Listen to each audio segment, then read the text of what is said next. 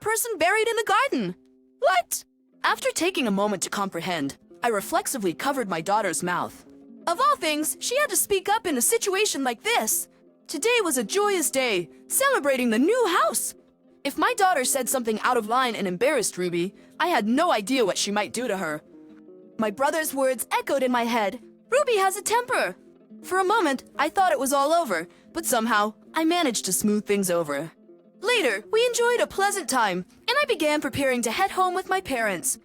My daughter was crouched in front of the flower bed, talking to something. Curious, I slowed my pace and ran over to her side. Then, in the next instant, I saw Ruby swinging a baseball bat down hard towards my daughter's head. Sarah. I reached out desperately. I am Yvonne, 35 years old. I live with my 5-year-old daughter, Sarah. My husband, who is the same age as me, is currently working away, and we only meet a few times a year. Even if it's for work, it's lonely. Luckily, my parents' house is close to our place, just about a 5-minute drive away. Because of this, my daughter and I often visit my parents. They adore Sarah and always welcome us. But there were a couple of issues when visiting my parents' house. First, there's this problem. Yvonne, you're here again? Isn't that too often? There's no point in you being married off. My bad. Those sharp words came from Ruby, my sister-in-law. Not only my parents, but also my older brother and his wife, who is my sister-in-law, were living in the family home. It was supposed to be a temporary arrangement, as my brother Eugene had bought a plot of land and was in the middle of building a new house. So until it was finished, they were staying at my parents' place. Even if your husband is away, don't you think you're relying on your parents too much? Ruby, who is a year older than me, might not be a bad person, but she is assertive and a bit snide. That's why I've disliked her ever since she started dating my brother. Honestly, even now that they're married, I don't understand what my brother sees in her. I never understood why she was so hard on me, her sister-in-law. Moreover, she doesn't seem to like children much, especially having it out for my daughter. Grandma, let's play! As Sarah took my mother's hand and started bouncing, Ruby made an obviously displeased face. Oh, it's so exhausting when Sarah comes over because she's so noisy. Yvonne, you really should discipline her more. It'll cause problems in the future. Such remarks were made. Such remarks made me feel uncomfortable. I only came because Sarah wanted to see her grandparents, but every time Ruby's words gave me a headache. The second issue is about my daughter, Sarah. She has a strange ability to see things not visible to ordinary people and to sense certain things. At first, we couldn't believe it. But when we found lost items exactly where she said they would be, among other slightly eerie incidents, we started to believe. This was a family secret, so we had kept it hidden from Ruby. I never imagined it would come out in such a way. The long cohabitation was finally coming to an end. My brother and his wife's new house was finished, and they were going to move out immediately. I've been looking forward to this. Living together was tough. Ruby whispered to me, and I could only give a wry smile. It wasn't just tough for her, it was also tough for me. I was relieved that my parents' home was finally going to be a place of peace. My daughter looked at me curiously and asked, Mom, why do you act differently in front of Ruby? You're so laid back with Grandma and Eugene. I replied, Well, you see, Eugene and I grew up together, but Ruby just recently became part of our family through marriage. My daughter didn't seem convinced, so I added, Sorry, was that confusing? She replied, No, I got it. But it's a shame, isn't it? As I cocked my head, Sarah nodded affirmatively and said, It's such a shame. We finally became a family, and now we're going to be separated again soon. I was taken aback by her conviction and asked, What do you mean? Sarah explained, When you and Ruby were talking, it sounded like you were getting a divorce. While it would be a relief for me, I would feel sorry for Eugene if he were to be upset. After all, they had just finished building their new house, and now to think they could divorce so soon, I couldn't make heads or tails of it. So, I just made Sarah promise not to talk about it elsewhere and decided not to dwell on it. Sometime after Eugene and his wife moved, we were invited to their house for the housewarming. We wrapped a nice sum of money as a gift, and the 5 of us, including my parents, Sarah, and myself, headed over. Eugene's house was about a 20-minute drive from our parents' place. Since my compact car was too small for 5 of us, we had to ask my father to drive his car. It was an old manual transmission, which made me nervous, But my father is a safer driver than I am, so it should be fine. To me, not being able to drive a stick shift is pretty impressive. When we arrived, the first thing that struck me was the sheer beauty of the place. It was a brand new build indeed. The exterior alone was overwhelming. The yard was spacious, and there were even beautiful flowers. Brand new flower bed near the bay window. There weren't any flowers planted yet, just soil, but it was impressive nonetheless. Wow, it's so big! Sarah was gleefully running around the yard, shrieking with delight. Hey, Sarah! As I attempted to chase after her, Eugene stopped me. Let her be. If she wants to play in the big yard, that's fine. Oh, thanks. Taking Eugene's word for it, I halted. I kept an eye on Sarah to make sure she didn't stray too far. As long as she was in the yard, she wouldn't get lost or bother anyone. I found myself idly thinking how nice it would be to have a house. That's when Ruby came over, glaring sharply at us from a distance. Hey, Yvonne! You should be watching Sarah properly. Oh! Did she do something? Sarah had been running around, but she hadn't bumped into anything or broken anything. I didn't recall anything that should have caused an upset, but Ruby was angry.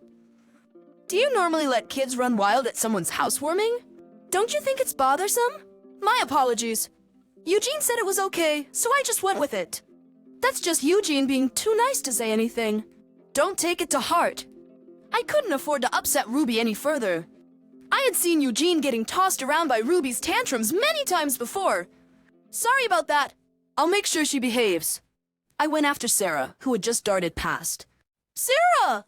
Chasing after her, I found her squatting by the flower bed, staring intently at the flower bed. All that meets the gaze is dirt. No flowers have bloomed yet. What could be so interesting? Sarah? What are you doing? When I call out from above, my daughter looks up at me and says, "Why is there a person buried in the garden?" What? After a moment to grasp what she said, I reflexively covered my daughter's mouth. Of all things, she had to say it here. It was a housewarming for my brother and his wife. It's supposed to be a happy occasion, but if Sarah says something out of line, it could smear mud on Ruby's face. And if that happens, who knows what Ruby would do to her? Ruby has a temper. My brother's words come to mind. It seems my brother heard, but luckily, Ruby is engrossed in conversation with Mom and hasn't noticed. Look, Sarah. What a pretty house! Isn't it beautiful? Let's go inside. I catch my brother's eye, his face a mix of emotions, and try to distract my daughter as we move. Of course, my hand remains over her mouth, but without any concern for my efforts. Sarah wriggles her face out from between my fingers and says, "Hey, Mom." It's weird. Why aren't we helping the person buried in the garden? Sari, it's fine. I'm gonna ask Eugene. Sarah slips away and runs to my brother. Grabbing his hand, she pulls him toward the flower bed. Seeing the expression on my brother's face, who knows Sarah's strength, is telling. Sarah, do you see something? Reaching the flower bed, Sarah looks up at my brother and tilts her head. Yeah. Eugene, don't you see? We have to help them quickly. They're asking for help, calling Ruby's name. This was unexpected for both my brother and me, and we inadvertently looked at each other. Ruby is still talking with Mom. Ruby's name. Yeah, right here. My brother and I step closer to the flower bed. On closer inspection, the soil where Sarah is pointing looks slightly different in color. It's as if someone had dug it up once before. Chills run down my spine as the thought crosses my mind. What do we do, Eugene? What to do? We can't just ignore what Sarah says. It's not that we should ignore it because it's a child's words, but because it's Sarah's words that we can't. My brother returns with a small gardening spade from the back of the house. It seems insufficient for digging, but it's all we have. When we tap the soil, it feels unnaturally hard, as if something has been firmly packed to hide it. My brother, perhaps frightened, is cautious and can't put much force into the spade. Impatient, Sarah snatches the spade from him. Come on, Eugene. You're no good at this. I will do it. Sarah, hang on. I reach out to stop her, but Ruby grabs Sarah's wrist before I can. Having come over unnoticed, Ruby squats down to Sarah's level and smiles brightly. Hey, Sarah, don't touch my precious flower garden. Relieved at Ruby's smiling face, I pull my daughter Sarah closer. That's right, Sarah. You can't just touch things without permission. Sorry, Ruby. No problem. but don't touch it again. Not ever. I feel a strange intensity coming from Ruby. I bow my head to her again and try to make a getaway to my mother Yvonne with Sarah in tow. But at that moment, Sarah once again points at the flower bed and shouts, "Look! That person is watching Ruby over there." Hey Sarah, you're going to scare Ruby with that kind of talk. Don't say things like that. Every time my daughter says something, before, the people who heard it turned pale and trembled. I imagined Ruby must be terrified, having such things said about our brand new home. Sorry, Ruby, it's just a misunderstanding by Sarah. Trying to make amends, I looked at Ruby's face. No matter how much I might dislike Ruby, I felt bad for frightening her. I thought I had to get my brother Eugene to smooth things over too. But when I saw Ruby's face, I caught my breath. Far from looking scared, her eyes were wide open and she looked angry. Sarah, is someone watching me? You! They're asking for Ruby's help! Ruby just said, "Huh," and raised the corners of her mouth. Her eyes weren't smiling at all. For some reason, I found Ruby's face terrifying. And I shuddered. I'm sorry, Ruby. It's okay. It's just kid stuff. Eugene quickly stepped in between me and Ruby, and the situation settled for the moment. We went inside the brand new house with our parents, and they let us sit on the brand new couch. Wow! It's so cushy. It seemed Sarah's spirits had lifted in the new house as she happily sank into the couch. She seemed to have completely forgotten the earlier incident, and I felt relieved. We then ordered some takeout sushi, chatting and eating. Sarah must have been exhausted from all the excitement. Before we knew it, she'd fallen asleep on the couch. Would you like to put her to bed upstairs? Should Eugene carry her? Really? Thank you. That would be good. We still have quite a while before we head back. It might be better than letting her sleep in the bustling living room. At first I thought so, but then I had a bad feeling. I think it's okay. She might feel lonely waking up alone. Oh, she's already 5, right? She'll be fine. She can sleep here. Yvonne, you're a bit overprotective, huh? Ruby murmured that and smoothly rejoined the conversation with my brother and parents. Despite the short exchange, I couldn't stop sweating. After a while, Sarah woke up. It's about time to leave. We agreed with our dad and started to get ready to go home. As I was cleaning up the table and washing the cups, my bored daughter tugged on my clothes. Hey Mom, are we going yet? Just a bit longer, okay? We'll leave soon. You're slow. Maybe it's because she just woke up, but Sarah seemed a bit cranky. I didn't want to deal with a tantrum right now, so I decided to hand it over to my mother. Mom, can you please rinse these? Sarah is getting grumpy. My mother came running over, but Ruby blocked her. Then how about Sarah and I play in the yard while we wait? The yard? Let's go! My daughter, thrilled at the thought of going outside. More than that, I was surprised that Ruby invited her to play. She isn't supposed to like kids, yet there I was, puzzled but thankful. Thanks, Ruby. But we're about to head home. It's just until you leave. It's fine. Come on, let's go, Sarah. Yeah. Sarah cheerfully responded and took Ruby's hand and they left. It's strange. Ruby's not keen on children, Eugene said with a stunned face, watching them go. I know, right? Ruby and my daughter have met many times, but I've never seen them play together. Sarah isn't shy with strangers and would happily approach Ruby, but I thought Ruby always kept her distance. Yet today, Ruby was the one who did the inviting. Something didn't sit right with me. I'm gonna go outside too. I rushed out in a hurry. Sarah was squatting in front of the flower bed, talking about something. Ruby was nowhere in sight. Curious, I slowed down my pace and ran over to her. The next moment, I saw Ruby swing a baseball bat at Sarah's head with all her might. It was a close call. I grabbed my daughter's arm and we both fell backwards. A metallic clang echoed through the yard. The bat had struck right where Sarah had been just seconds before. Hearing the sound, Eugene and my parents came outside. What was that noise? Ruby! Eugene, seeing Ruby holding the bat, was shocked. My heart pounding, I hugged Sarah tightly. That was too close. If I had been a moment later, Sarah could have been seriously injured. Silently, I looked up at Ruby. Her expression was angry, or maybe emotionless.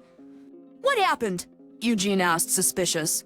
Ruby, she tried to hit Sarah with the bat. What? I can't believe it. Eugene stepped closer to Ruby in disbelief. Is it true? Ruby, why would you do that? Ruby just smirked. Come on, Yvonne. It was just a joke. Anger flooded over me and I snapped back. A joke? What are you talking about? If that had hit her, do you have any idea what could have happened? It could have been much more than just an injury. As I was speaking, I realized something horrific. The end of the baseball bat was stained with something dark red. Noticing my gaze, Ruby let out a breath. Sarah was the one who started it, wasn't she? She shouldn't have said what she did. Before my eyes were involuntarily drawn to the flower bed. Bed. Could it really be that beneath there was a person buried, just as my daughter had said? Fear made my teeth chatter. My brother, concerned, kept me and Sarah away from Ruby. What's this all about, Ruby? It's nothing serious, just a joke. Maybe I went a little too far. My brother stared at Ruby for a moment, and then decisively went to the back of the yard. He grabbed a small shovel and began to dig up the flower bed that Sarah had pointed out earlier. Hey, Eugene, what are you doing? Ruby tried to stop him, but she was no match for my brother's strength. He kept on digging. When he had dug a fair amount, he was speechless and clutched his head. Ruby also collapsed weakly beside him. Eugene! Yvonne, call the cops! After that, just hurry, get Sarah and go home. From my brother's unusual demeanor, I realized that my daughter's words were indeed true. My brother had found something that Sarah had mentioned. I immediately called the police. Surprisingly, Ruby was subdued until the police arrived. She was repeating "it's all over" as if in a daze, but she didn't become furious or try to run away.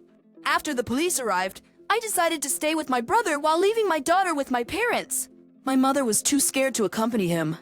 My father offered to stay, but then we would be without a driver. My brother said, "I'm okay alone," but that couldn't be true. I couldn't leave my brother by himself. Sarah, listen to Grandma and Grandpa and wait here, okay? Okay. Mommy, take care of Eugene too. Sure. I couldn't tell how much my daughter understood, but I promised her with a smile. My brother seemed to be talking calmly with the officer. I watched from a corner of the yard so as not to be in the way. Suddenly, Ruby's voice rose in anger. I've told you. I don't know anything. All right. For now, let's go to the office and you can tell us everything there. You're just trying to pin this on me. I refused to go. The officer looked perplexed by Ruby's outburst. A female officer tried to grab Ruby's arm, but she shook her off and hid behind my brother. Eugene, help me! Ruby! My brother was flustered, holding Ruby's shoulder. He neither hugged her nor pushed her away. I could feel his conflict. I didn't do anything wrong. It's a false accusation. My brother probably wanted to believe Ruby's words. But just a moment ago, Ruby had swung a baseball bat at Sarah.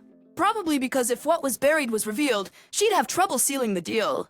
Ruby, if you're innocent, let's just go to the office for now, I suggested. Ruby glared at me sharply. No!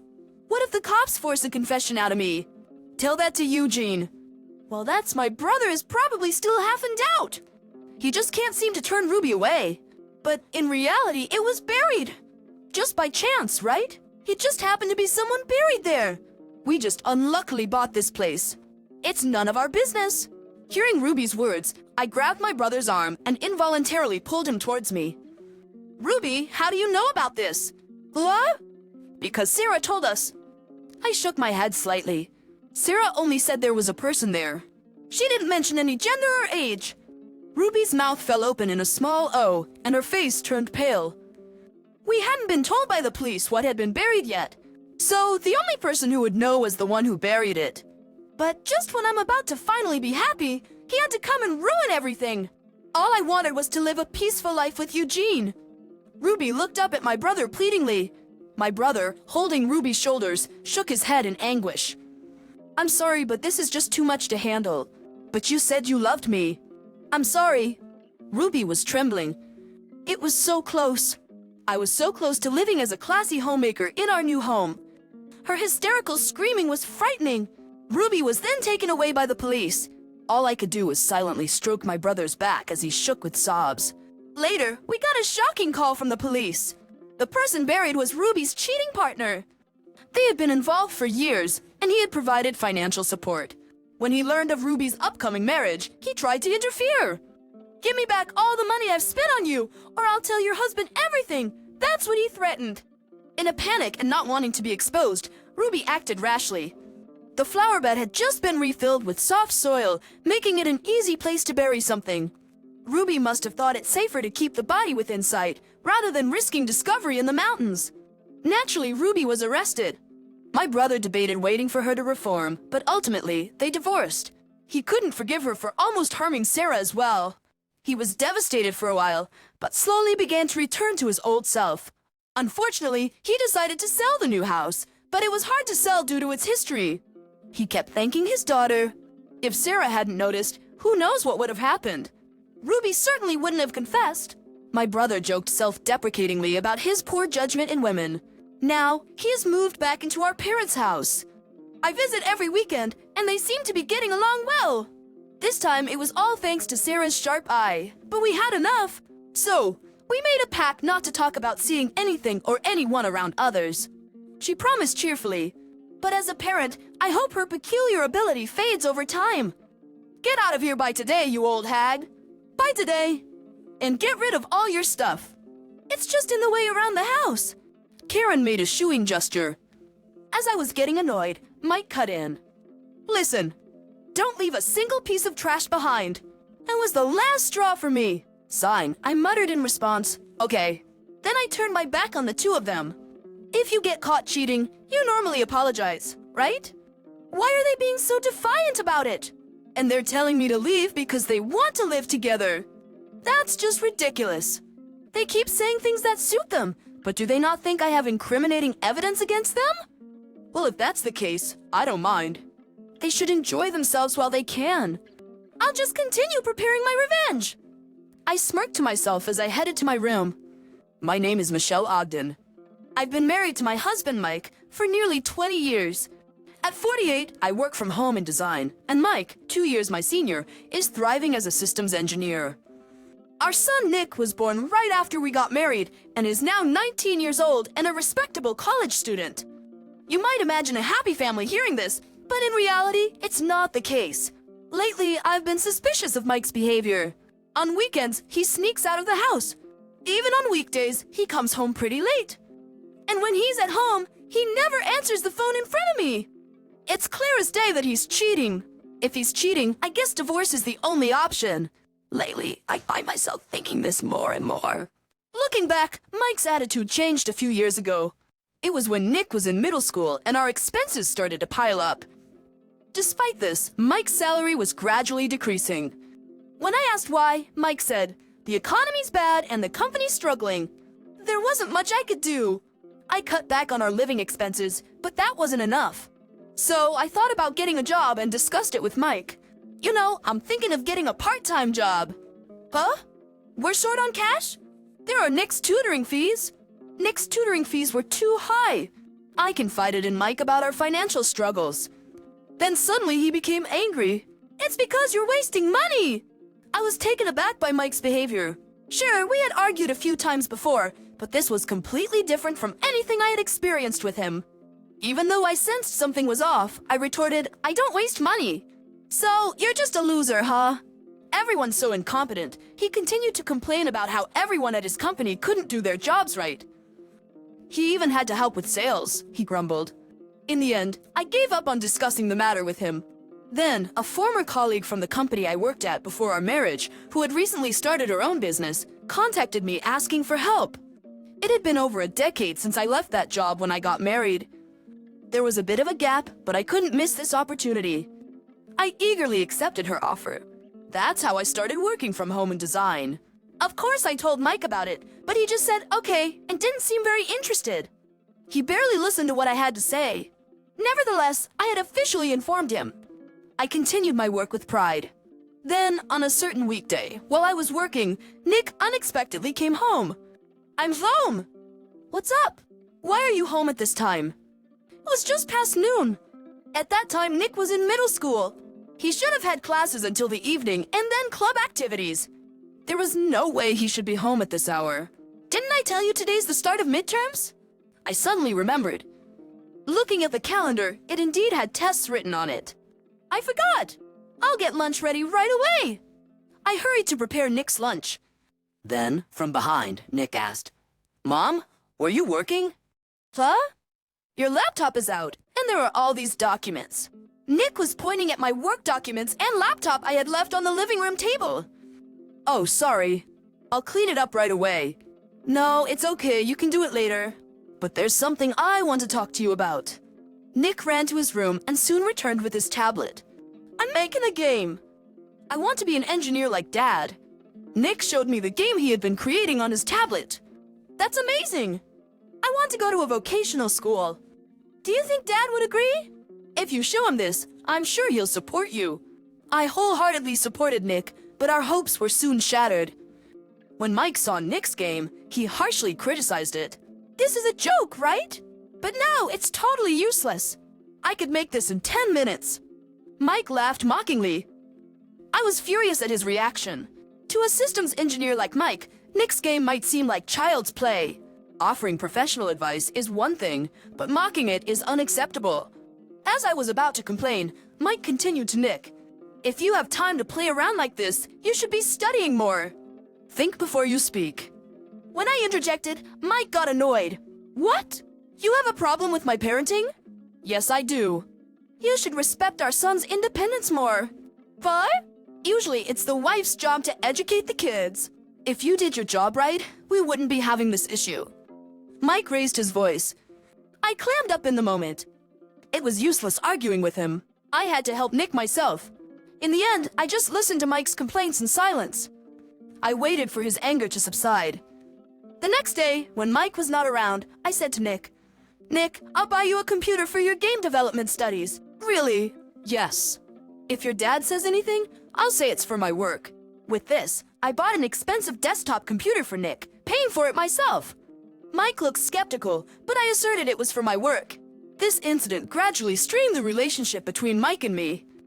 I've been contemplating divorce, but it's not easy to bring it up because of Nick. These days, I've been feeling quite unsettled. On the other hand, Nick went off to college.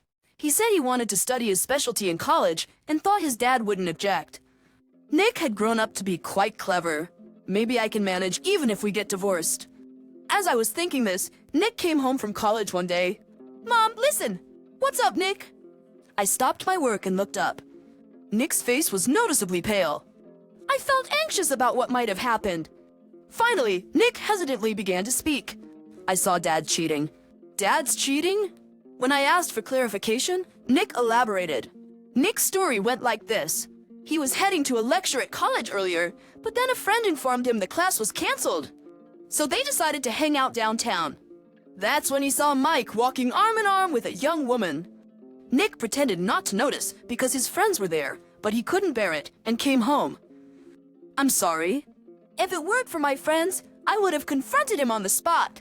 That would have been tough. I understood Nick's difficulty. Putting that aside, I was already aware of Mike's infidelity. Reflecting on it, Mike had been acting oddly recently. He leaves early on weekends and comes home late on weekdays. He talks on the phone secretly when he's at home. It was impossible not to suspect something. That's why I had already requested an investigation into Mike's behavior. I already had the results. When I told this to Nick, he looked surprised and asked me, "So you were calm about it? Are you going to get a divorce?" Well, the investigation results were positive, so probably. Okay, if that's your decision, I won't say anything. That made things easier. I intended to confront Mike when he came home that night, but he didn't return. He must have realized Nick had seen him. Mike finally came back the following Sunday, bringing an unfamiliar young woman with him. So this is the mistress. As I was thinking, the woman introduced herself saying, "Hello, I'm Karen. I've been dating Mike." Her insincere greeting infuriated me. Mike then spoke to me saying, "So I'm going to live with Karen. We're getting a divorce, so please leave." I asked, "What's the reason?" Mike smirked and replied, "A smart guy like me deserves a young girl, not an old lady like you." I couldn't believe his audacity, but calmly responded, "Oh, really? That's exactly what I wanted," I replied with sarcasm. Then Karen, looking irritated, pointed at me and said, "An old lady like you acting all high and mighty? Do you think you can live alone? Unfortunately for you, I work, so I'll be fine. Then let's get divorced quickly." Karen took a divorce form from her pocket and tossed it at my feet, saying, "I'll make sure to get alimony from both of you." Karen frowned in displeasure at my words. Meanwhile, Mike was grinning, waiting. I signed the divorce papers and handed them to Mike. At that moment, Karen said triumphantly, "Get out by today, you old hag!" By today? And get rid of all your stuff. It's just in the way around the house. Karen made a shooing gesture.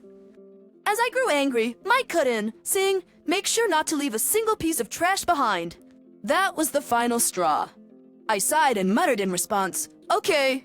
Then I turned my back on the two of them. When caught cheating, people normally apologize, right? Why are they being so defiant and telling me to leave? Because they want to live together? That's just ridiculous. They've always said things that suit them, but do they not think I hold incriminating evidence? Well, if that's how it is, I don't mind. They better enjoy themselves while they can. I'll keep preparing my revenge. Smirking, I headed to my room. Before packing my belongings, I called the junk removal service. After arranging for them to collect the junk, I started packing. After a while, Nick returned home. I could hear Mike and Nick talking in the living room. But soon they started arguing. It's because Dad cheated. Shouldn't you apologize to Mom first? Shut up. It's none of your business. After their conversation died down, it became quiet. Peeking into the living room, I saw only Nick. "Nick, where's your dad?" They left on a trip together.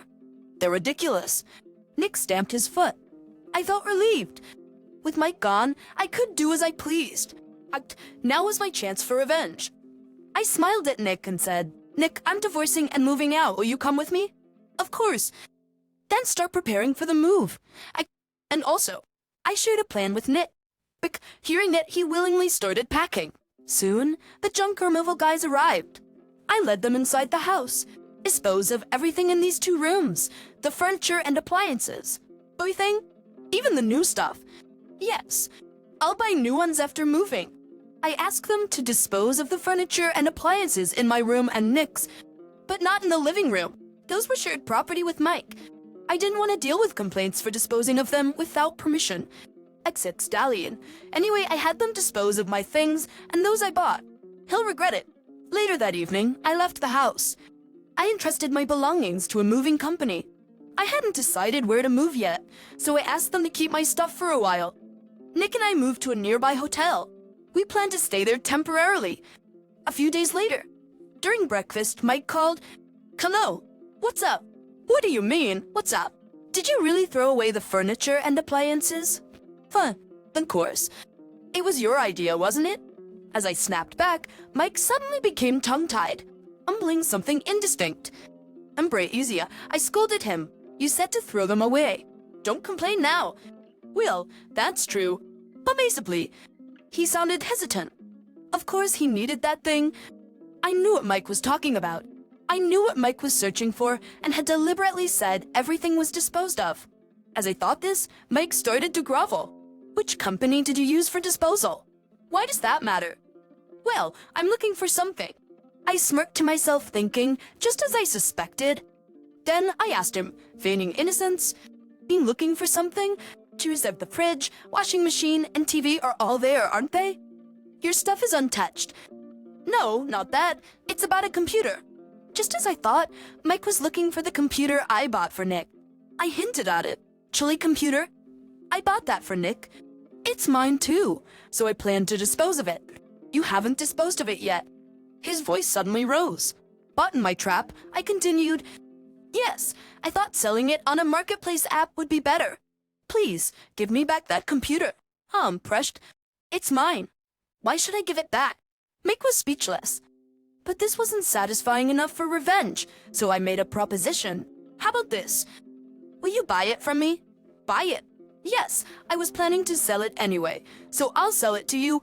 Mike's voice brightened. "Okay, it's used. So how about $1,000? "Wait, that's too low. Let's say $20,000. "Wait, that's a ripoff." His voice grew louder in irritation. "You don't have to buy it.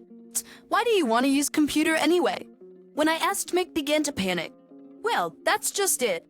You could just buy a new computer," I suggested. "Fine, I'll pay $20,000 for it. Sell it to me." Thrilled inside, I informed Mike that we had a deal.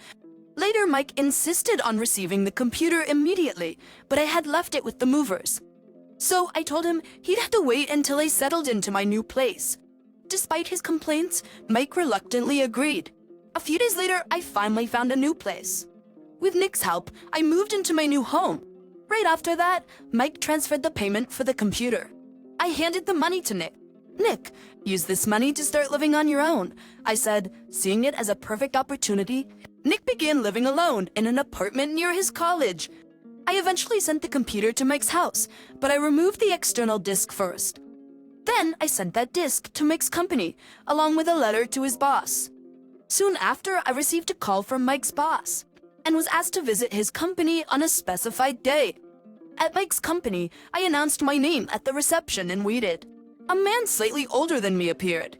"Hello, I'm Smith, the department head. Are you Mrs. Ogden, the one who sent the letter?" "Yes, thank you for your time. Please come to my office," he said, leading the way. We reached his office, where a somber-looking Mike was seated on a sofa. Michelle's clicked in. "Why are you here?" Mike exclaimed, standing up suddenly. "I'm here for my revenge," I said, smiling as Mike turned pale. Mr. Smith then intervened. "Let's begin our discussion," he suggested, changing Mike's expression.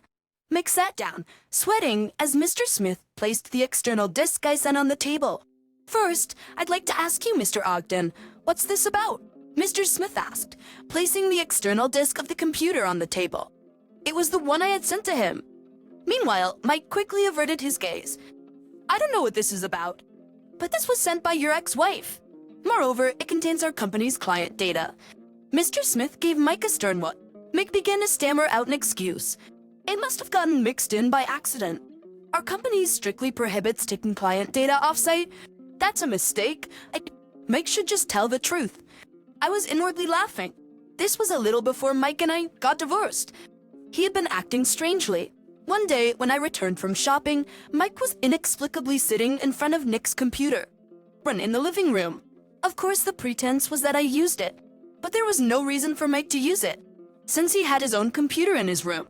Curious, I covertly watched him. He did something on it and then turned it off. I pretended not to notice and checked the computer's contents the next afternoon. There were unfamiliar data files written on the external disk. Looking inside, it was some kind of database. I had a sudden realization. Mike took company data home, using someone else's computer as a hiding place. Hello, I thought. Shortly thereafter, we got divorced, and I took the computer with me. Did Mike not expect me to dispose of it? Maybe he thought I would leave it behind since Nick was using it. Regardless, Mike must be regretting it now. Looking at him, he seemed about to cry. "What's going on? Speak clearly." "I'm sorry." Mike finally admitted his guilt. Afterward, Mr. Smith scolded Mike severely. Then Mr. Smith said, "Taking company data is a theft crime or a violation of the Unfair Competition Prevention Act." "Oh wait, one way. I'm going to press charges." As soon as Mr. Smith said this, Mike burst into tears. He apologized to Mr. Smith. "I'm so sorry. Please forgive me." "Oh way. You'll face both criminal and civil responsibilities." But oh no, Mike broke down crying. Watching Mike crumble in tears, I couldn't stop laughing inside. That's what you get for doing strange things. Serves you right. I was thinking about getting revenge for the infidelity when suddenly there was a knock on the door. Then a woman's voice. "Did you call Mr. Smith?" "Ah yes, come in." I recognized that voice. As I was thinking, the door opened.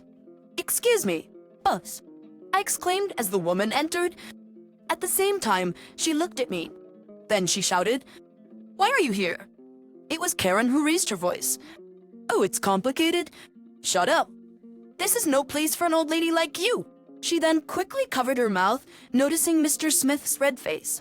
Mr. Smith, clenching his jaw, gestured for Karen to sit down. She quietly sat where Mike had been. Once she was seated, Mr. Smith asked her, "So, Karen, I have a question. You're planning to start your own business, right?" "Yes. In the same field as our company." Mr. Smith looked at her sternly. Feeling pressured, Karen answered hesitantly. Mr. Smith's conversation then reached a critical point. "You're also in charge of managing customer data, right? Is everything okay on your end?" Mr. Smith asked Karen. What do you mean?" And Karen was sweating profusely. At that moment, I realized something. These two were in cahoots. They planned to take up the customer data together. innocence, here's what was happening. Mike and Karen both extracted customer data from their respective companies. Carrie was to start her own business first, using that data, and then Mike would join her to run the business together. Once I understood their plan, it wasn't interesting anymore. Just trying to succeed using others' efforts. How pathetic. I saw it. Meanwhile, the conversation continued. Mr. Smith was pressing Karen. I had my subordinates investigate, and it seems there has also been a data leak. Oh, looks like you were involved, weren't you? Karen looked down, but then raised her head to start making excuses. No, it's not true. This is all because of Mr. Ogden. As she started to blame Mike, he got angry. He stood up and began complaining to Karen. Blaming me?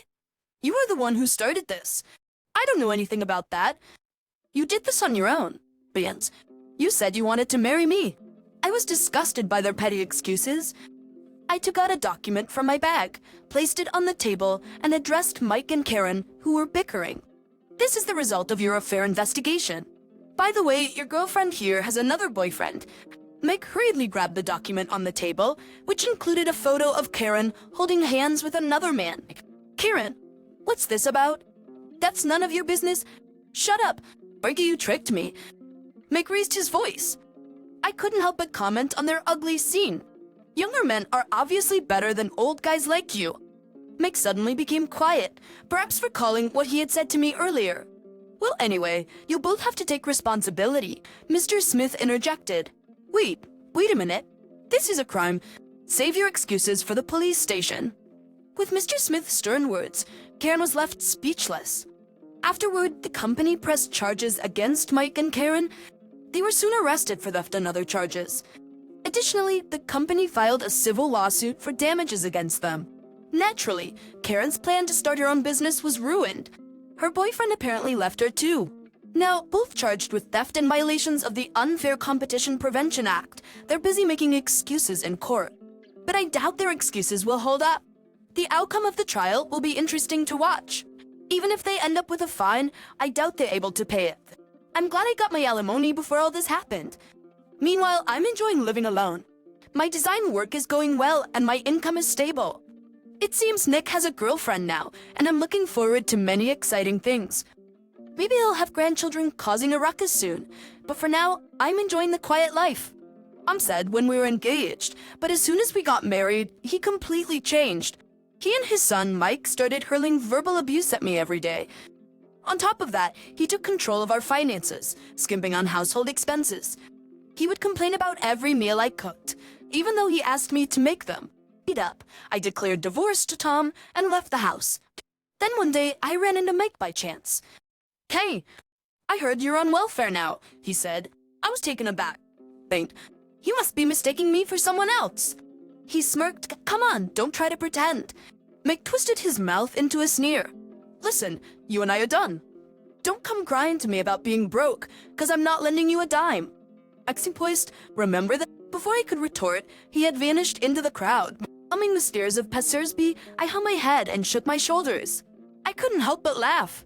But the poor thing, he doesn't know anything. I can't wait to see his reaction when he finds out the truth. I'm Susan, a 50-year-old housewife. I married Tom 5 years ago. When we first met, he seemed like a perfect gentleman. We met at a gathering of mutual acquaintances, and he was fun to talk to, very friendly, and seemed really nice. As we were parting, he said, I'd like to meet just the two of us next time. I was feeling sad about saying goodbye, so we agreed. When we started dating, I learned he had a son named Mike from his previous marriage. Mike was in 5th grade then, and I had dinner with him a few times. He was a bright and nice kid, just like his father. A year later, Tom proposed to me, and I decided to open up to him. I work part-time and live with my parents, right? He asked. Actually, the company I joined right out of college was a nightmare, and it wrecked my health. Is that so? Ekins and Acklers. It was tough even quitting. I don't think I can work long hours anymore. Then Tom smiled kindly. Just stay at home without overdoing it. Look, I work for a big corporation. I'll work for both of us, no worries. Comforted by his words, I accepted his proposal. I truly thought I had found a good man and looked forward to a happy married life. Little did I know, in less than 6 months, I'd face utter despair. As we got used to living as a family of three, Tom and Mike's behavior took a drastic turn. They started criticizing and mocking everything I said or did. Mom's bedridden again? What about lunch? One morning, Mike came to my bedroom, frowning in displeasure. I'd fallen ill after participating in a community event at a local church the day before.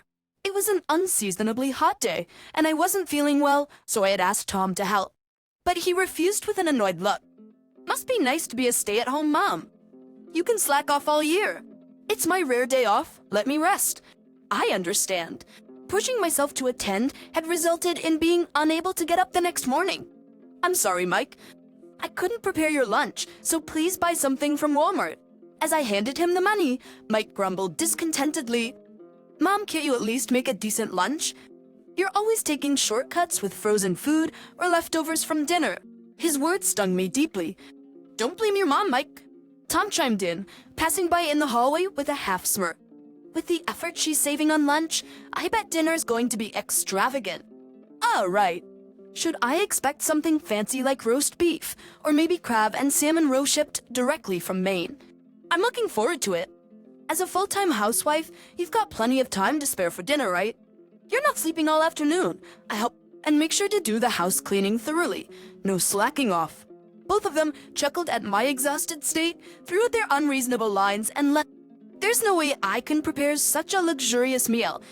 Lying in bed, I stared at the ceiling and let out a heavy sigh. The reason is simple. Tom is incredibly stingy. Despite being a department head in a major corporation and earning a substantial salary, the allowance he gives me is ridiculously meager. It's my salary, so why should I let my wife manage it? He argued after we got married. I didn't oppose him, quietly complying. I believed that as long as the household finances were managed properly, it didn't matter who was in charge. Then Tom started spending money recklessly. It's necessary for work, he would say. Social drinking is a business expense. It's essential. While he splurges on expensive clothes and watches for himself, he makes a fuss even if I spend $1 on a snack. Insisting that a housewife doesn't need pocket money, I have to report to Tom and get permission for every expense, whether it's a trip to the salon or buying clothes. One pair of jeans should be enough, right? He would say, "You're buying another one." I would reply, "I need a warm one for winter, Spain, but buy it cheap. And I want to get a haircut. Can I go to the salon every 2 months to maintain my hairstyle?" But what's the point of you dressing up? Keep your long hair as it is, then you only need a haircut every 6 months. I won't allow it, so I'm only allowed to buy cheap makeup from dollar stores. Even when I plead to change to better products because my skin is getting rough, he doesn't listen. Furthermore, the household budget he gives me is barely enough to cover basic expenses. The budget he gives me is a third of the average. No wonder our nutrition is unbalanced. Bitch, when I complained, Tom just shrugged it off. They managed with this amount on that TV budgeting show. But that lady's family owned a farm, and she got vegetables and rice from them. It's impossible with the high cost of living here. Managing that is your job, isn't it? I was frustrated not just by his stinginess with the household budget, but also by his attitude towards my father's funeral contribution. When my father, who had been ill, passed away, Tom blatantly showed his reluctance. We don't need to give a funeral contribution, right? And anyone attending the funeral, other than the immediate family, gives a contribution. Take a boy? Then use your savings. I'm not involved. He said this to me, tear-streaked and preparing for the funeral in my mourning clothes. His complete lack of consideration for me infuriated me. I don't intend to ask for your contribution, so don't worry. Good.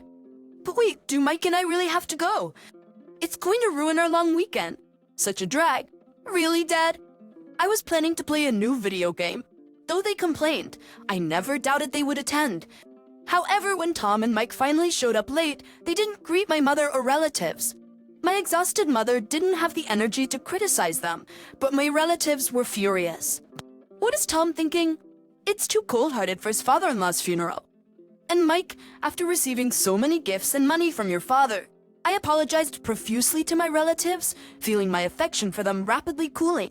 Umptus Tim in his stylish suits, and Mike, attending a prestigious private university, were popular in the neighborhood as a handsome father-son duo. But at home, they did nothing but spew verbal abuse at me. Instead of coming straight home after work or school, they would wander around, returning with the scent of lipstick and perfume. While they did whatever they pleased, they treated me like a maid, demanding luxurious meals despite the meager food budget. Recently, when I served dishes made with chicken or pork, Mike and Tom would glare at me disdainfully and lash out. Don't you want to serve a good meal to a husband who has been working all day? If I get sick eating this poor man's food, how are you going to take responsibility? Do you consider yourself a mother? I can make tasty meals even with chicken or pork. And if you're picky about eating vegetables and fish, you'll end up ruining your health. We're saying we would eat it if it was high-end seafood. Stop yapping if you can't satisfy us with your cooking. I don't need to be lectured by you. They used to eat despite complaining, but recently they have started leaving food untouched. Yet, if I don't cook, they berate me for slacking off as a wife. It's such a waste, so I end up eating it for breakfast or lunch the next day, wondering who I'm cooking for as tears well up in my... As for their meals, they get by with store-bought lunches, ramen noodles, and snack foods. Eventually, Tom was diagnosed as pre-diabetic during a company health check, and Mike started gaining weight. It was a predictable outcome. Then, they lashed out at me. How dare you, as a wife, make your husband and son sick? We don't need a useless woman like you. Let's get a divorce.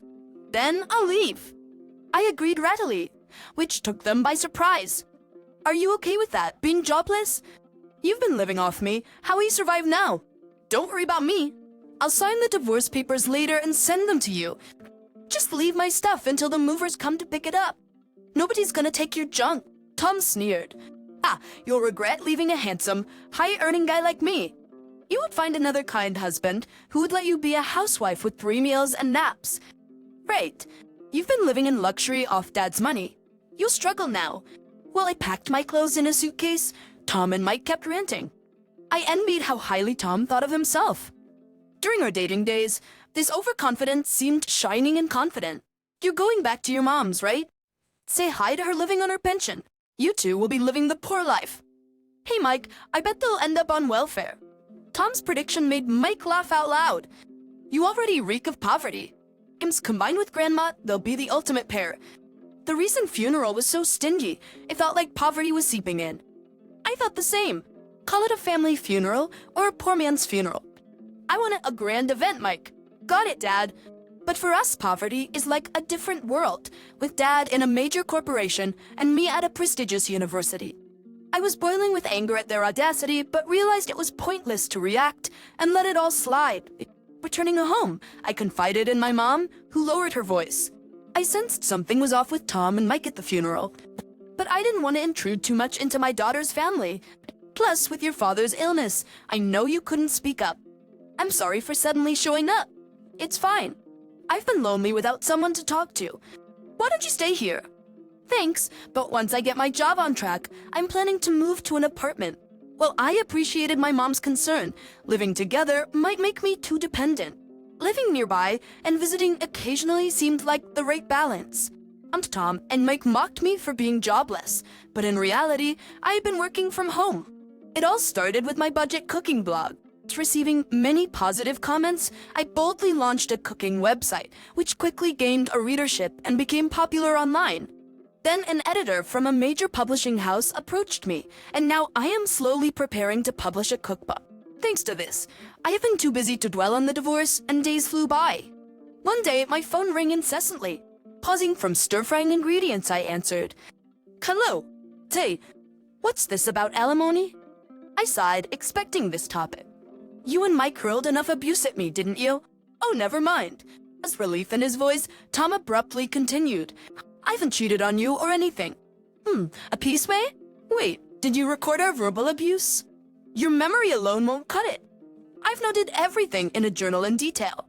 Base refiling for alimony then. Poor people always talk about money. Let's see if you can actually get it. Tom snapped and hung up the phone. After finishing cooking, I went to a private investigator and requested an investigation into Tom's behavior. Soon, his affair with a coworker was uncovered. The day after I sent photos and the investigation report to his company, Tom called me again. You're so low exposing it to my company. My furious manager reported it to the higher-ups, and now I'm fired. Oh, wasn't the woman his daughter? You should have known better than to have an affair, given how strict they are about such matters. I chuckled. But you must be fine, right? You are so stingy with living expenses, you must have plenty of savings. I bet you and Mike are living it up. Mike moved into a dorm for his college this spring because commuting was tough. Damn, with the prepaid dorm fees and the mortgage. It's a lot. My savings got drained by that woman. She was two-timing me with a younger guy. Sounds tough, but that's none of my business. Oh, and about my alimony, plus half the value of the apartment for property division. Please transfer it to my account once the claim arrives. Tom was ranting over the phone, but he hung up without bothering.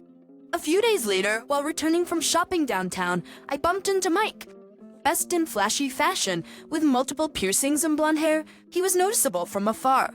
Spotting me, he raised his hand in greeting. Hey, I heard you're on welfare now. I was surprised. You're mistaking me for someone else. Don't pretend, Mike said with a twisted smile. Any jobless old lady like you would end up there. If you had just obeyed Dad and me, you could still be living comfortably.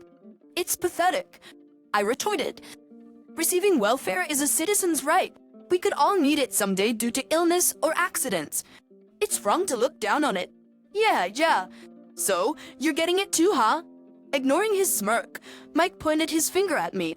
Listen, you and I are done. Don't come begging to me. I won't lend you a penny. Remember that? Just as I was about to retort, he turned his back and disappeared into the crowd. I bowed my head and trembled my shoulders, feeling the stares of passers-by. I couldn't help it.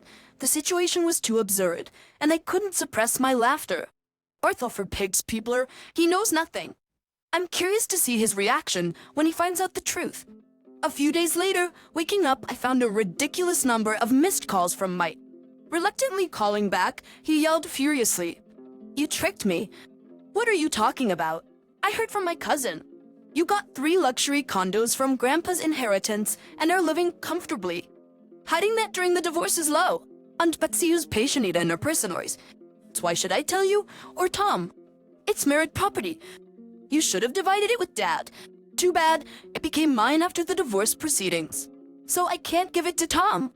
I had known it was mine by my father's will, but I delayed the proceedings to avoid sharing with Tom. Mike then raged. You're rich and still receiving welfare. I'm reporting you to the authorities right now. Feel free. The one receiving it is Tom, though. Mike fell silent. Wait, I told you, it's not me. Are you listening? I explained it like talking to a child. To be honest, even without the inheritance, I can live well. I have income from my cooking website and book sales, which I started secretly. But Tom spent all his money on his affair and has many debts. After being fired, he has no income. Mike, are you there? Ops Dad's on welfare. Oh, May Jennings. I pulled the phone away from my ear as Mike screamed. Just waiting for him to calm down, I continued the conversation. You really haven't heard, have you? Tom's too proud to tell his son. A relative who Tom asked for money told me that he was evicted for not paying his apartment rent. And now he's unemployed, holed up in a rundown apartment. If you're worried, why don't you reach out to him? For a while, there was silence on the other end of the phone. After a few minutes, Mike spoke resentfully. But you called. After all Dad did for you, don't you feel any gratitude? You have money. You should give it to him. Why should I? Ever since we got married, it's been nothing but unpleasant. I don't feel indebted to him. I responded coolly. If you're so concerned, why don't you lend him money? You have a job. I don't have any savings. It's the money from my job. Well, it goes to hanging out with friends. Mike's tone faltered, and I smirked. You've been partying quite lavishly. As a student, you shouldn't be borrowing money to go to clubs. How did you know that? I saw you across the street the other day, right after we parted. You met up with a club hostess and went into a luxury store.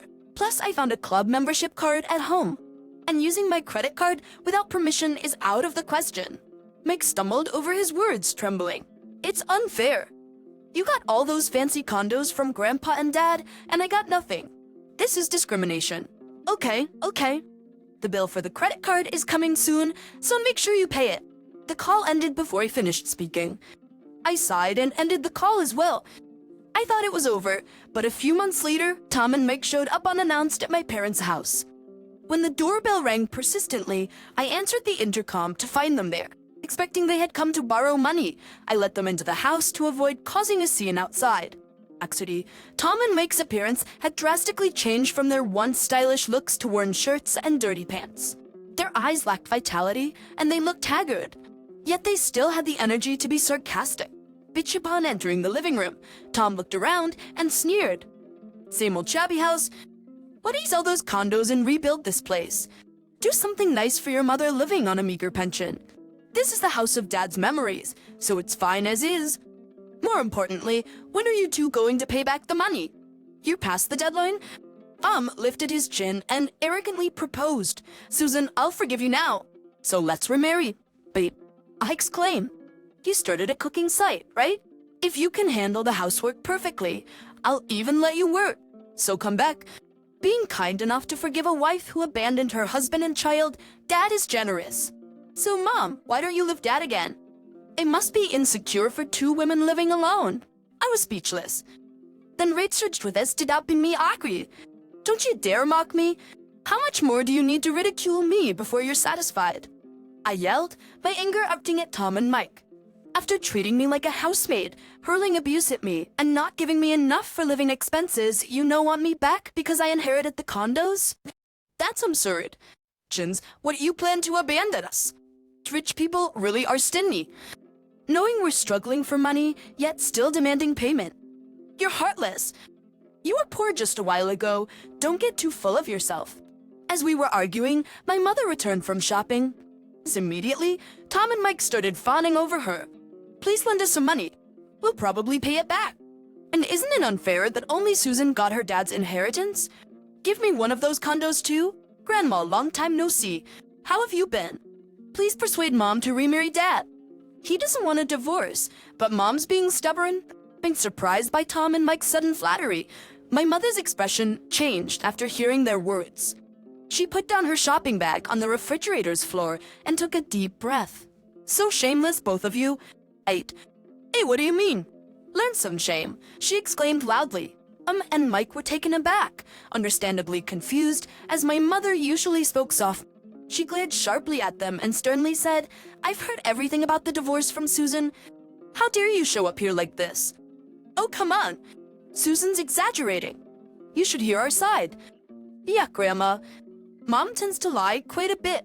I remember very well how you both behaved at my husband's funeral. My mother interrupted, continuing in a stern tone. You arrived late, didn't greet me or the relatives, and just yawned throughout the service. You left before the coffin was sent off. After behaving like that, you have the nerve to ask for his inheritance. She drove Tom and Mike to the entrance, glaring fiercely at them. We're strangers now. Don't you ever come here again? If you do, I'll call the police. She pushed them out, still in their socks, threw their shoes at their feet, and locked the door immediately. Bream, who had been reluctant to pay me, eventually transferred the money to my account, advised by his lawyer that a lawsuit would cost even more. However, since he hadn't found a job since being fired, his parents had to cover for him after hearing about his situation from relatives. They visited my parents' home, apologizing for the trouble Tom caused. After giving up on finding a new job, Tom returned to his hometown under the pretext of helping out with his family's farm. However, the reason for his divorce became common knowledge throughout the village, and people from little kids to the elderly were aware of it. Elderly people would often point and laugh at him while he helped in his parents' fields. Or their stingy Uncle Tom, they would say. Despite having a degree from a prestigious university and a job at a big corporation, he was seen as no good because his wife had left him due to his reckless spending. This had also been the reason for his previous divorce. Many believed he would never change. Being ridiculed by the townspeople was infuriating, so he decided to remarry in order to show them up. He eventually got so fed up with the persistent messages that he blocked Tom's contact.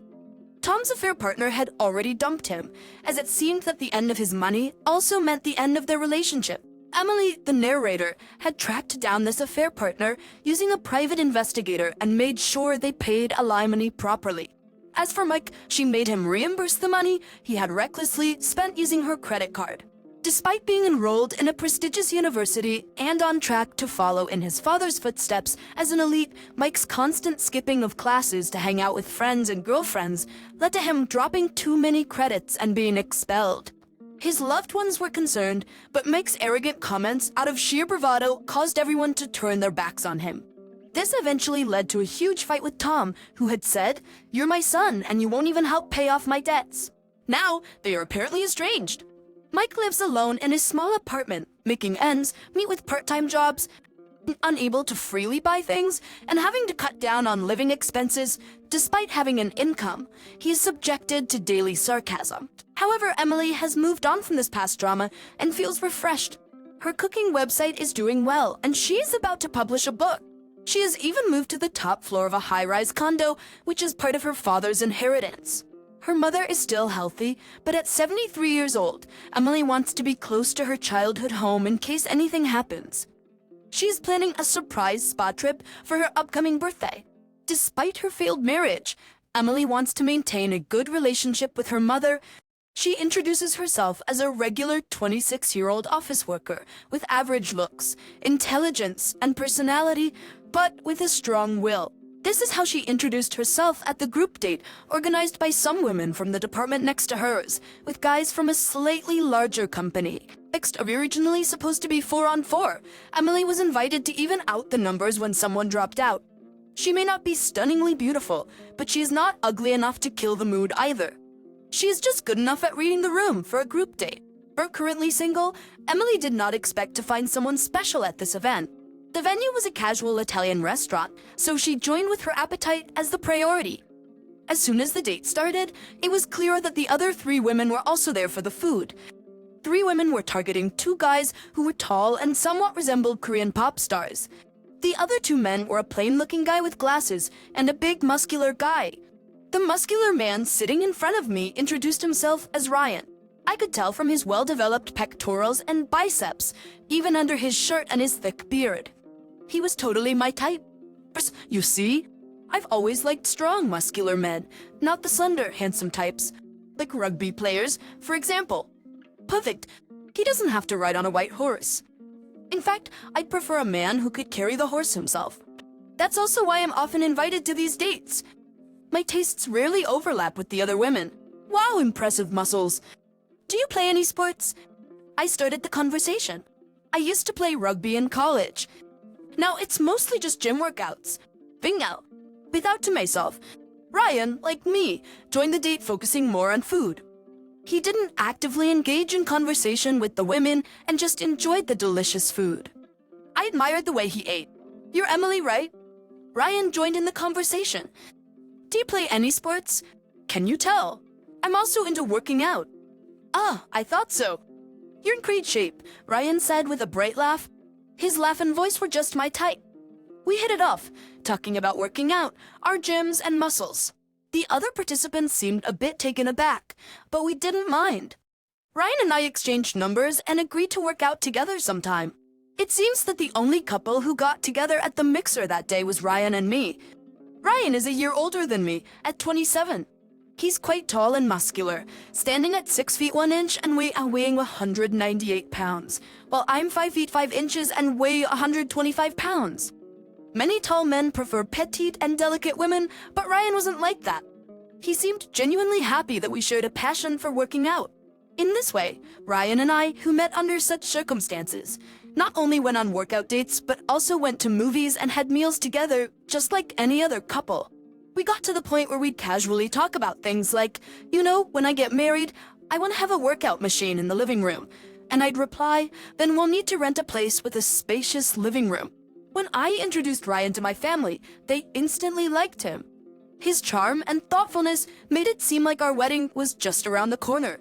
Next week, I'm visiting Ryan's home. He lost his mother when he was young and was raised by his sister, who is 7 years older than him. I thought of her as a potentially challenging sister-in-law, but less intimidating than a mother-in-law. When I arrived, a bit nervous, I was greeted by Ryan's stunningly beautiful sister, Layla. Layla, being 7 years older than me, would be in her mid-30s, but she's so stunningly beautiful that even I, a woman, can't help but be mesmerized by her. She has a softer, more refined version of Ryan's face, about the same height as me, but so slender that I wonder if she has any muscles at all, and her waist-length black hair is gorgeous. Ryan's dad is a sturdy man with thick eyebrows, just like Ryan. Layla entertained us with homemade lavish scattered sushi, but that's when a problem arose.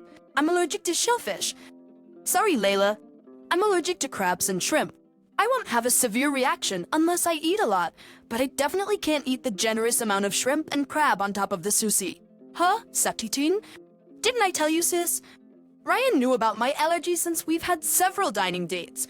Nope, I didn't hear about it. Sorry, Emily. It's okay. Ryan, can you take these crabs and shrimp? When I said that, Ryan replied with an enthusiastic go. Gladly, and picked the crabs and shrimp from my dish with chopsticks, transferring them to his own. At that moment, I felt Layla's gaze intensify, but I didn't pay much attention to it. From now on, I'll be more careful. But if you marry Emily, Ryan, you won't be able to eat crab or shrimp anymore. When Layla said that, it dawned on me that I probably wouldn't willingly use ingredients I'm allergic to. Till feeling a bit guilty, Layla added as if to rub it in. Such a shame you love them so much. Huh, was she blaming me? I was taken aback, but then Ryan said, it's all good, all good. Or try or to eat crab and shrimp when we go out. Heck, I can come here to eat them. Hope precisely if his cheerful response was a relief. While I was excusing myself, Layla kept saying things like, Ryan has loved crab and shrimp since he was a kid, and as long as I'm here to make them, it'll make a lot for you, which made me realize that I wasn't exactly welcomed. Moreover, as we were leaving and Ryan headed to the front door, Layla followed, saying, even after you get married, you're always welcome here, really. It was a PB she thought I was taking him away from her. Ryan, I did see you think your sister thinks very highly of me. I had no idea you loved crab and shrimp so much. As I said this dejectedly, Ryan comforted me. Well, yeah, I like crab and shrimp, but you don't need to worry about my sister too much. She's a bit overprotective, you know. She's been saying that cooking for me is her life. Ever since our mom passed away, I wondered if that was just a mild case of overprotectiveness. After all, she had been like a mother to him since they lost their mom, so maybe she was a supercharged version of a mother-in-law. But Layla has this really handsome boyfriend. He's beyond movie star handsome, the kind that makes almost any woman's heart flutter. Not that I find him all that great. Her boyfriend, Hendrik, is 33 and runs a nightclub. Back when Layla used to work, she was dragged to his nightclub by a female colleague. Hendrik fell for Layla and then decided to strike out on his own and become a business owner. Ryan said, Hendrik is totally smitten with the Layla. Even Dad, who was initially against it, seems to have come around, saying it's okay because he's not just an employee, but a business owner. We even work out together. He says he wants to put on a moderate amount of muscle. Layla, Hendrik, Ryan, and I have had dinner together before. Itchy once, when I was about to put lemon and sauce on Ryan's fried shrimp, Layla sharply said, Hey, Ryan eats his fried food with soy sauce. Ryan, trying to smooth things over, said, Oh, it's fine. Emily suggested trying lemon and sauce, and it turned out to be tasty. I can go with soy sauce or tartar sauce, but lately, I prefer lemon and sauce. Despite his efforts, Layla seemed displeased. Scenes like this happen more than once. Layla would make a face whenever topics like Ryan enjoying foreign dramas influenced by me or his changing taste in clothes came up. Then there were some slightly odd occurrences. Whenever we had a meal at Ryan's house, I often ended up with allergic hives. Of course, since that incident, I've never visibly seen crab or shrimp in the dishes. However, if the dishes contained crushed or mixed crab or shrimp extracts, I wouldn't notice. Thinking this couldn't be a coincidence, I offered to help with the cooking, given that I'm more than just a guest, but Layla stubbornly refused. Then, Emily, you can help with the dishes, she said, but she hovered so close that I couldn't check anything. So casually, I mentioned, I got hives again after dining here the other day, to which she replied, That's strange. I didn't use any crab or shrimp. Emily, do you have other allergies? Her tone almost made it sound like it was my fault. Furthermore, she said, with so many allergies, it'll be tough cooking for Ryan if you live together. I'm worried about him, focusing entirely on Ryan's needs, not mine. For the record, I don't have any other allergies. I've had tests done. Even when I told her this, Layla wouldn't believe me. I realized then that it wasn't just a mild case of overprotectiveness, but rather a deep-seated resentment toward... It wasn't about me being unsuitable or disliked. It was that Layla didn't want Ryan to drift away from her. But Layla is 35 years old. She can't stay overprotective forever. Luckily, she has Hendrik, who is head over heels for her. Maybe he could help sort things out. Hey, aren't Layla and Hendrik getting married? I thought they'd be first in line. So I asked Ryan, You'd think so, right? I've said that many times, but she claims she can't think about it until I'm married and settled, he replied. Ryan said that, but it seemed like Layla herself was the one hindering their marriage. Then an incident happened. We were dining out, the four of us, invited by Layla and Hendrik. When Ryan got up to go to the bathroom, Layla followed shortly after, saying, "I'll be right back." Soon, she returned, being almost carried by Ryan. "I'm sorry, I feel a bit unwell," she said, holding a handkerchief to her mouth and looking pained. Hendrik stood up, offering, "Are you okay? I'll take you home." But Layla declined, saying, "No, it's fine. We ordered a set menu, so you two will enjoy it. Ryan will take me home," and left with Ryan. Left behind, Hendrik and I felt a bit awkward, but the French course meal was waiting. I decided to prioritize my appetite and enjoy the meal. Hendrik just stared at me and said, "Emily, you're different. You're very fresh and attractive." With the kind of flattery you'd expect, sure enough, he's good at complimenting women. I was impressed, but that wasn't all. To be the function, to my surprise, Hendrik lightly held my hand and whispered in my ear, "Hey, how about we have some..." I was taken aback. No. What's he thinking? Especially after his girlfriend, who's sick, just went home. Isn't he totally into his sister, Layla? I thought to myself. So what if he's super handsome? Does he think anyone would fall for being gazed at and having their hand held like this? All these thoughts raced through my mind at lightning speed. Come on, even as a joke, stop it. Layla would get mad if she knew, right? I tried to brush it off, but Hendrik's response was unexpected. He gave a meaningful smile and said, "She won't get mad. I have zero interest in handsome men. Just so you know, I made my rejection clear." Hendrik then said, "I see. That's interesting, Emily," and left, not seeming offended at all. I shook off Hendrik's offer to take me home and quickly headed to the station to call Ryan. I really wanted to see Ryan. "What's up? Why call me out here?" I called Ryan to a karaoke box near the station. It was the only place I could think of where we could be alone. "Sorry." "Oh, how was Layla feeling?" To be honest, I wasn't really worried. She perked right up as soon as she got home. Such a drama queen. We missed out on eating that rare French meal. As Ryan sighed, I dropped a bombshell. "I got asked out by Hendrik after you left." Ryan's face turned serious as he said, "What? Why?" "But Hendrik is so into Layla." "Right." So I told him Layla would get mad, but he said she wouldn't. What does that mean? No way. But then again, Ryan murmured, trying to recall something. What he told me next was unbelievable. He dated several women, but they all dumped him after meeting Layla. They all said they found someone else. I've seen those ex-girlfriends walking arm in arm with a guy who looks a lot like Hendrik. I thought it was just someone who looked similar. I was horrified. Was Hendrik being asked by Layla to break up Ryan's relationships by seducing his girlfriends? This was no laughing matter. I never mentioned it to Ryan, but I told him clearly now. After eating Layla's cooking, I often got hives. Despite not being allergic to anything but shellfish, I couldn't understand why. I get that Layla doesn't want to let go of you, Ryan, but this isn't good for any of us. Yeah, you're right. Sorry, Emily, for dragging you into this mess. I can't believe Layla would go that far. Ryan seemed really shaken, but my future was at stake too. If you choose Layla, I won't see you anymore, I said firmly. Ryan also spoke decisively. He chose me, Emily. Let's deal with Layla together. If I leave that house, she can't do anything more. And he added feelingly, I'm just glad you're not into handsome men. I thought it was all my fault I kept getting dumped. I felt sorry for him, but couldn't help smiling a little. This strengthened our bond, and we started planning for marriage. After that day, I stopped visiting Ryan's house. I was making smooth progress with the wedding preparations, but it's not like I wasn't nervous. Just a quick search online, and you'll find tons of horror stories about things going wrong at weddings and receptions. It's unlikely, but better safe than sorry. I asked the planner, do problems often happen on the wedding day? She quickly picked up on my anxiety and asked, is there something you're worried about? So I was able to open up and discuss my concerns. Finally, the day of the wedding arrived. Hoping that everything would go smoothly, I entered the dressing room only to be met with a shocking sight. There was Ryan's sister, tearing a wedding dress to shreds with a large cutter knife. Pippled accessories lay scattered at her feet.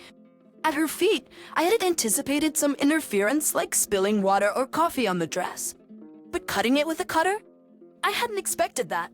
It's all ruined now, she said with a smile on her beautiful face. But you do know that's all rented, right? Of course it is. Unless you're incredibly wealthy, you don't custom make wedding dresses. Her beautiful smile twisted slightly. Wait, but you can't have a wedding without a dress. Well, I anticipated something like this and had reserved 2 dresses.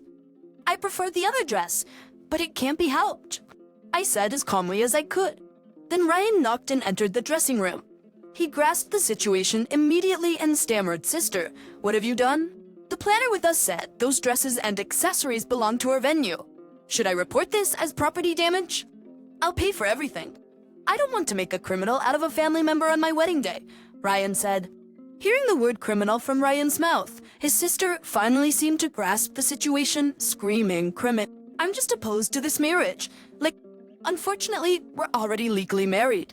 Even if we cancel today's ceremony, we are still husband and wife. Hearing this, his sister froze, then collapsed, muttering, "No, I didn't know. It can't be." Ryan then added, "Please, sister, don't make me hate you more than I already do." At his words, she broke down, crying loudly like a child.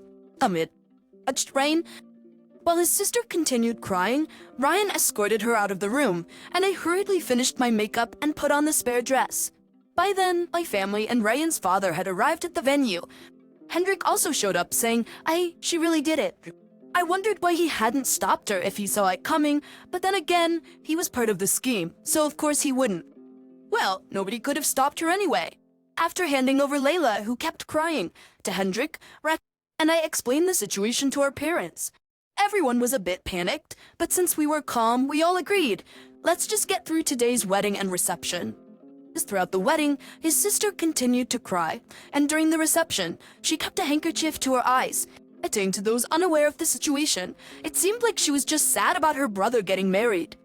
After the wedding and reception went off without a hitch, Ryan and I stayed overnight at a hotel in New York, and then left for a honeymoon, a week-long trip to Italy. And eat our way through it. For Layla, Ryan's words, "Please don't make me dislike you any more than this," must have been the greatest punishment of all. 3 months later, Hendrik showed up at our new home, holding a large bouquet of flowers. Ryan hadn't been home since moving out. He hadn't met his sister since then. She had called occasionally, but he coldly dismissed her. Still, Ryan seemed concerned and asked Hendrik about his sister-in-law's condition, to which he received an unexpected reply. "Yeah, I've been thinking about breaking up." Wait, Hendrik was so deeply in love that he did such a thing at her request. As I was surprised, he said, "She's become like an empty shell since then. She's not the girl I fell for anymore. I loved how she was so passionate and tried hard for Ryan. It was a somewhat understandable yet confusing reason. But I wanted Hendrik to stay by her side. If he didn't, who knows when she might cause us trouble again. So why don't he get married and have kids?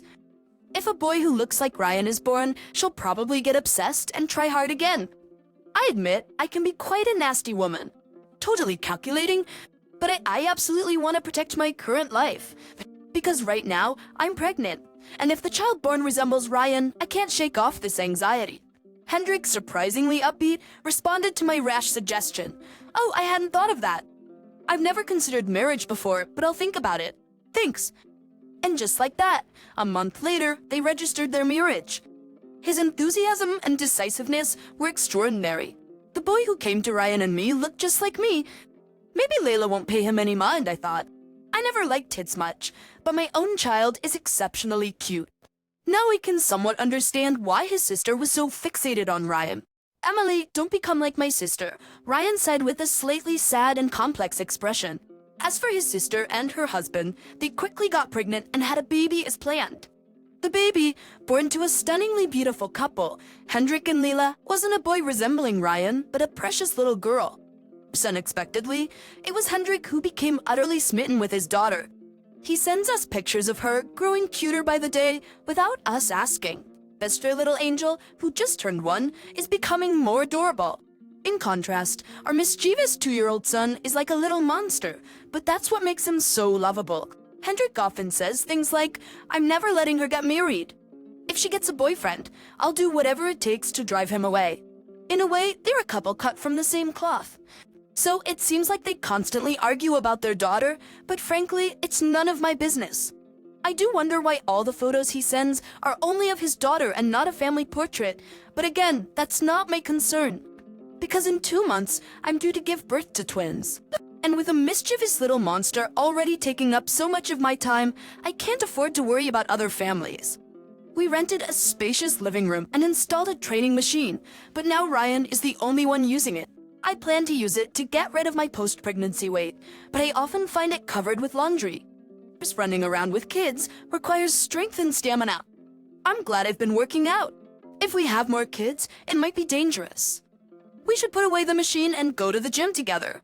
But hey, even without the machine, we can still work out, said Ryan, doing squats while carrying our son on his back.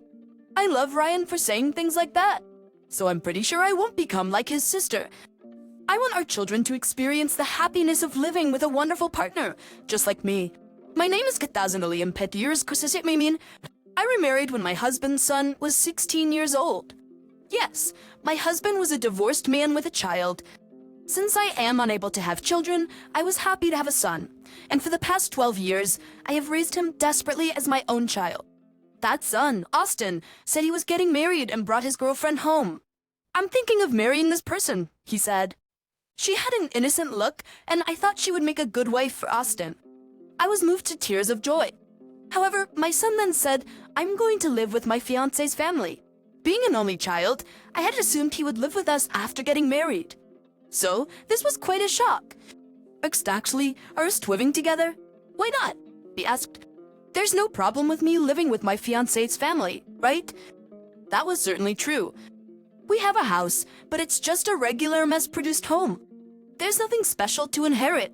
But you are an only child. She's an only child, too.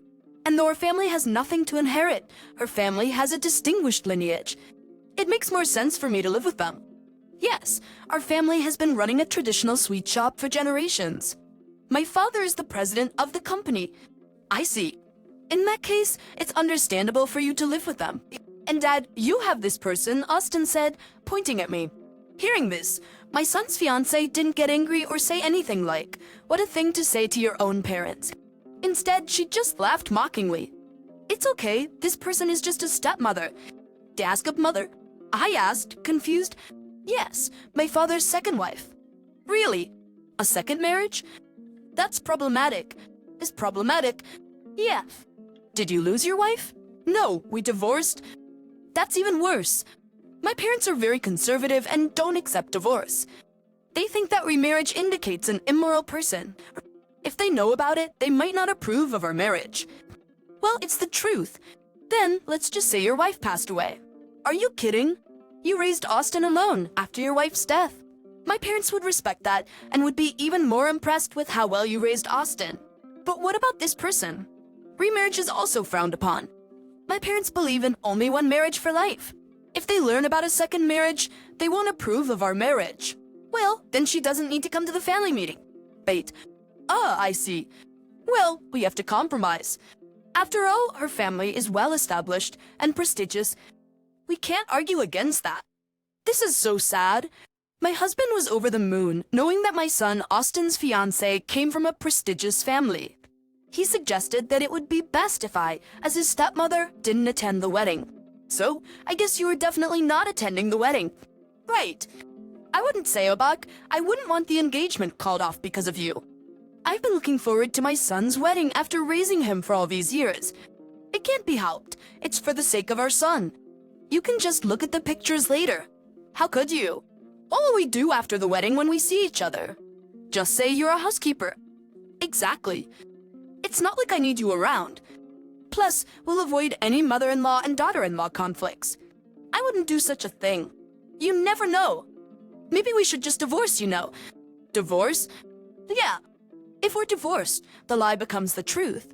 We needed you for cleaning and cooking until now, but with May around, we don't need you anymore. Hey, you might live with them, but what about me? I'll be alone in this house. Well, maybe we should really make her the housekeeper. I don't want her acting like a parent.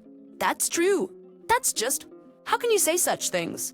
I endured everything for 12 years because I thought of him as my own child. But from my son's perspective, I was just someone to clean and cook. What was the point of my 12 years? Was it all just self-indulgence? So it's settled then. The stepmom won't come to the family meeting. We'll say you raised Austin alone after your wife passed away. That works, right? Yes, of course. We found out the truth before the family meeting. Otherwise, the wedding might have been called off because of the stepmother. I definitely don't want a stepmother acting like a mother-in-law. How can people be like this? It can't be helped. If you were really a mother, you'd understand. It's for the happiness of our son. If you can't endure this, you're not fit to be a parent. Is that so? Is that how it is? I felt like everyone was against me. What was I for all these years? And 12 years. But enough with the 12 years, 12 years. All right, thanks for the 12 years of service. The fake is no longer needed, so don't come to the family meeting. No, of course. If you come and the engagement is broken, I'll resent you for the rest of my life. What, rejected by everyone? I was left speechless by the shock.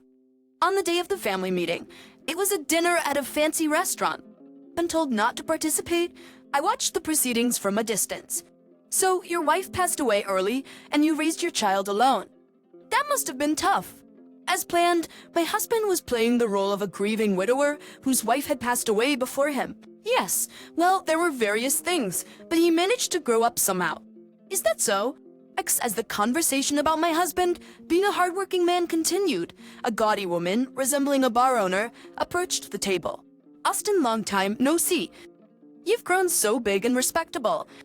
She looked quite flashy. As she suddenly appeared, May's family was taken aback, while my husband and son, recognizing her as their ex-wife and real mother, remained silent. Who may you be? I'm this kid's real mother. Call me Christy.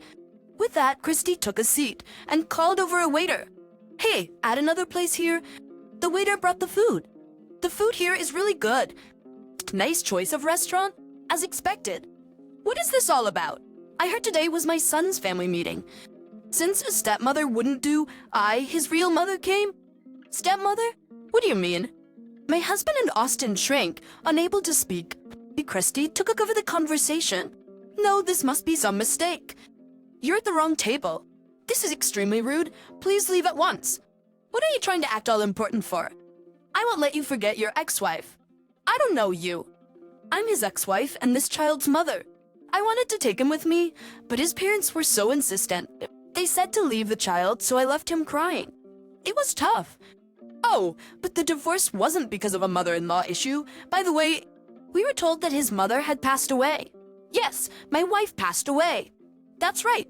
She's a complete stranger. I don't know you. Please leave. Today is an important day. Get up and leave, old lady. Hey, Austin. Calling her an old lady. Sorry, I'm shocked he turned out so rude.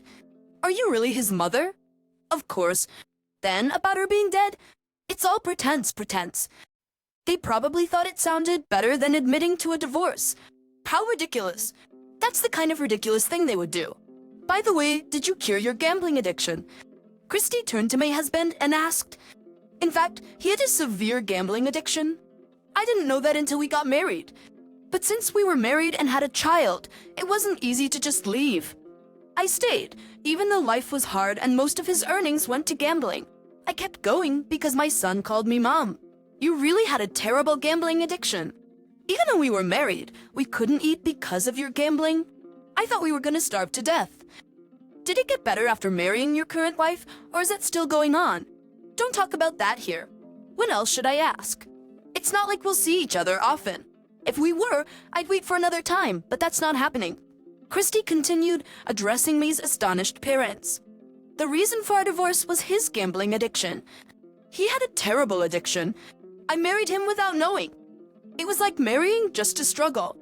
My parents kept telling me to divorce him, but we had a child, so it wasn't that simple. I tried hard, but we couldn't even eat. Eventually, we divorced when the kid was small. Gambling addiction is hereditary, isn't it? Yes, there's a theory that it's hereditary. If there's a gambler in the family, 19 will develop a gambling addiction compared to 5 rise. So, maybe the son will develop it too. Oh, yeah, I've heard that too. It gets worse with debt problems. Dad? Yeah, they gamble even if they have to borrow money. That would be troublesome. So, do you have debts? Oh, but your current wife has been working hard for you, so maybe not. Hey, stop it. Today is the family meeting, you know. So what? Our marriage won't last if it's built on a lie, just like our current marriage. So, did you quit? That is... I see. Maybe you even married your second wife without telling her the truth. That's almost like fraud. You're really the worst. Stop it. Have you told this kid about his father's gambling addiction? You should, or your wife might suffer when you start gambling. That is. Don't tell me you think, because her family is rich, they'll cover your gambling debts. I'm worried because your father would think something that awful. I'm not thinking anything like that. Well, good if you're not. The food here is really delicious. Everyone should eat and enjoy. By the way, what happened to your parents? They passed away 13 years ago. I see. So you remarried 12 years ago. Typical, finding someone to take care of you. You can't manage the house on your own. Without a wife, it would be a total mess. Well, men usually aren't good at tidying up. Why did you even come? I didn't invite you. Maybe it was Christy's blatant behavior, but my husband finally snapped back at her. Then, without any shame, Christy brought up my name. Your second wife, Catherine, told me. And Catherine did? Yes. Why would you and Catherine? Catherine found me 12 years ago. She said no parent would abandon their child. I was so happy back then. You never sent a single photo, but Catherine contacted me. She sent me photos of Austin growing up and told me all about him. Then she said his stepmother wouldn't do for this family meeting. She was worried Austin would feel awkward, so she asked me to come. But this atmosphere is so tense. It feels like a bunch of liars together. Are you planning to get back with Austin's dad? Oh, way. Austin is a wonderful mother. And I'm remarried too. I'm not giving up my current happiness. Marrying him would just mean suffering with his gambling. I even discussed it today with my husband. What kind of great mother is she? She's just a stepmother. You guys are underestimating her, and you're going to regret it. Remember, she paid for the total remodel of that old house 10 years ago. Ever wonder where the money came from? I don't know how much you earn, but if she's gone, you're the one who's going to be in trouble. But I don't care either way. There's no way I'll be in trouble. She doesn't even work. I'm the one paying for everything. If that's what you think, then fine. Sometimes you don't realize what you have until it's gone. You don't realize what you've lost until it's gone. You probably don't even understand how much she's done for you, desperately trying to fix your gambling addiction. And Austin, you never know when you might develop it. Mate, you better be prepared. Just because he hasn't yet doesn't mean he won't ever. Mais here on business. I'm different from my dad. I won't develop anything. I wonder why she even married you. She's great at cooking, perfect at housekeeping, a real paragon of a wife and mother. With such a good mother around, why did you keep quiet about being remarried? Lying that your wife had died. Your daughter said it was better that way. Wait, you went along with it just because she said so. What? You went along with it just because she said so. Weren't you and Mom saying that while watching TV? Divorce is bad, remarriage is promiscuous. I don't remember saying that. That was while watching a drama. Oh, that was about the main character in the drama? Right, because we're both remarried. Oh, wait. You are the child from my previous marriage with my ex-husband. Exclamation seriously? But treating someone who raised you for 12 years as a nuisance. I can't let my daughter marry someone like that. You're right. Catherine is the best. She even cares about someone like me. And yet they call her a fake mother. He's no good. She's really that wonderful.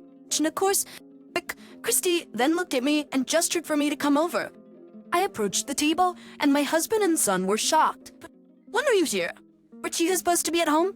I got worried and decided to watch secretly. See, she's wonderful. Just worrying about someone else's child. That's with such a wonderful mother. But I think she's going to divorce soon. Wait, why? She's been worried about the child for 12 years, devoted to a husband with a gambling addiction, and then called a fake. Of course, she's gonna divorce. Right, Catherine? Yes. I'm not needed anymore.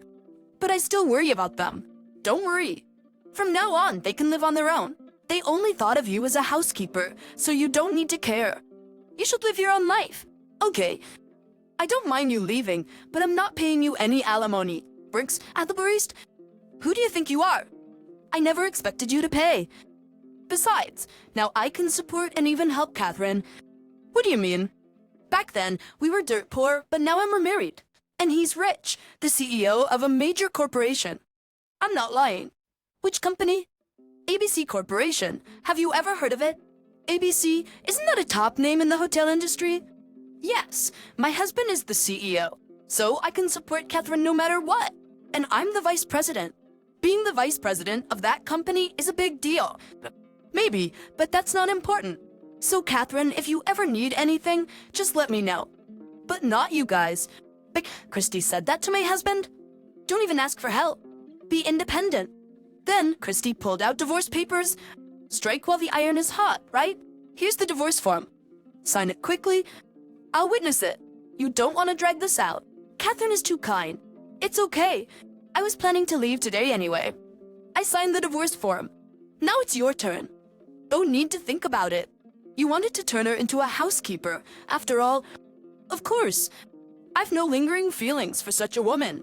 My husband quickly signed the divorce papers, perhaps out of pride. May's parents were clearly shocked to see him sign without any hesitation. They then announced, we must decline this marriage proposal. After returning home, I packed my belongings without anyone stopping me and left the house.